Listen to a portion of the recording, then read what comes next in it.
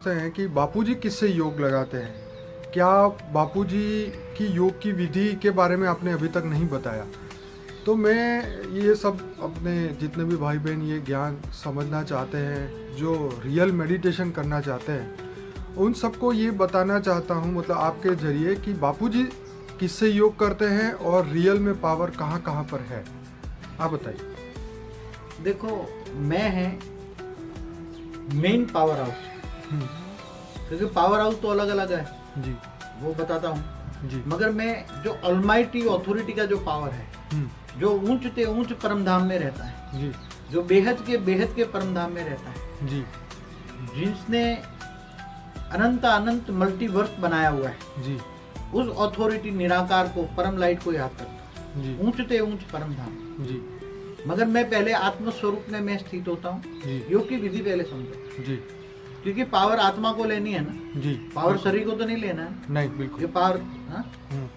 अभी तुम जिसको याद करोगे उसी से पावर आएगी। बराबर। अब पावर लेनी है तो उसको विधि नॉलेज होनी चाहिए, विधि नॉलेज होना चाहिए।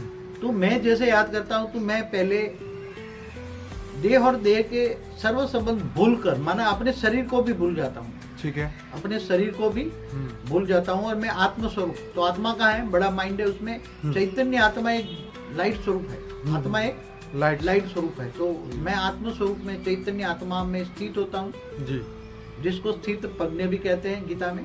जी।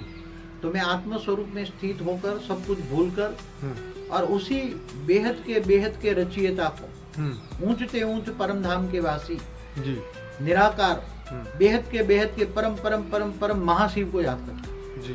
वो कौन है? बेहद के परम महाशिव है, उसको पावर लेता हूँ। जी। तो वो परम लाइट है, जैसे सूर्य की रोशनी है, ऐसे वो बहुत ही अनंत कोटि सूर्य की रोशनी परम लाइट में भरी है, ऐसा मैं अनुभव करता हूँ। परम प्रकाश में। परम प्रकाश, परम रोशनी, परम प्रकाश, परम लाइट, डिवाइन लाइट, जो शब्द यूज करो, मगर वो रोशनी इतनी आती है, तो वो लेते मैं आत्म स्वरूप में स्थित होते मेरी आत्मा में पावर आती है जी।